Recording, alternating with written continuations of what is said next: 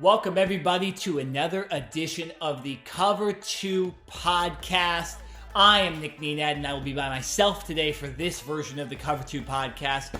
Unfortunately, Jared and I couldn't do our usual or our annual NFL preview and prediction show that we usually broadcast for like 2.5 hours.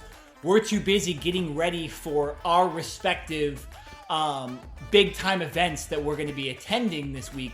That involve NFL teams. And what I mean by that is that Jared Smith will be at Rams and Bills in Los Angeles at SoFi Stadium. Yes, ladies and gentlemen, Jared Smith will be attending the first NFL game of the season. I will then be traveling Sunday to the great state of Arizona to go watch my Arizona Cardinals take on the Kansas City Chiefs live and in person. Plenty of videos, plenty of content.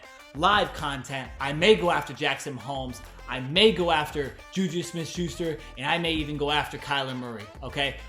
On this show, okay, I'm going to go over every single division in the NFL. But I'm going to do it in like 5 or less minutes, okay? I'm not going to bore you with your time. So, you know, it's going to be fun. It's going to be fun, guys. It's football. It's football, okay? Football's back. I'm excited. All right, moving on to the south of the United States. That's the NFC South, okay? This team's been led by Tom Brady, this division has been led by Tom Brady and the Tampa Bay Buccaneers for the past 2 years. They obviously won the Super Bowl in 2020. They had that amazing playoff game against the Los Angeles Rams last season. And again, they still have Tom Brady. But there's a lot of questions surrounding this team. Tom Brady retired, he unretired, then he took 11 days off in training camp. This team generally has kind of an age problem. They lose Gronk.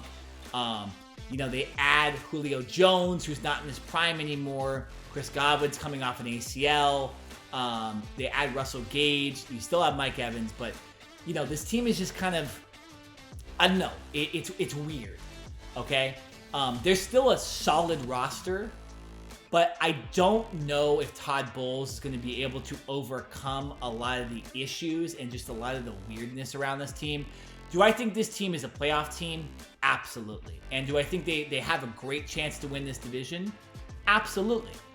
But I think this is 1 year where you really can look and say, hey, the New Orleans Saints might be able to leapfrog the Buccaneers if they can beat them once or twice this year. So, again, I think they maybe win a playoff game, talking about Tampa Bay, but I don't think this team truly has any Super Bowl aspirations. I think we're watching the final season of Tom Brady. So let's celebrate that instead of rooting on the Buccaneers to win the Super Bowl. Now let's talk about the New Orleans Saints, okay? This team is better on offense, and they're better on defense than they were last year. They get back their starting quarterback, Jameis Winston. The problem with this team is you can add more on defense and you can add more on offense, but they still have a quarterback that we have no idea if he can be a franchise quarterback. So really, this year it's going to hinge on if Jameis Winston can take that big next step from kind of being middle-of-the-road quarterback to elite franchise quarterback. And if Winston can do one or the other, that will determine how the Saints season comes up, and that will determine whether the Saints make the playoffs. But it's kind of a wait and see here. I also don't trust that Michael Thomas is ever going to get on the field. I don't trust Alvin Kamara this year because of what happened last year a lot with some of the carries and all that stuff.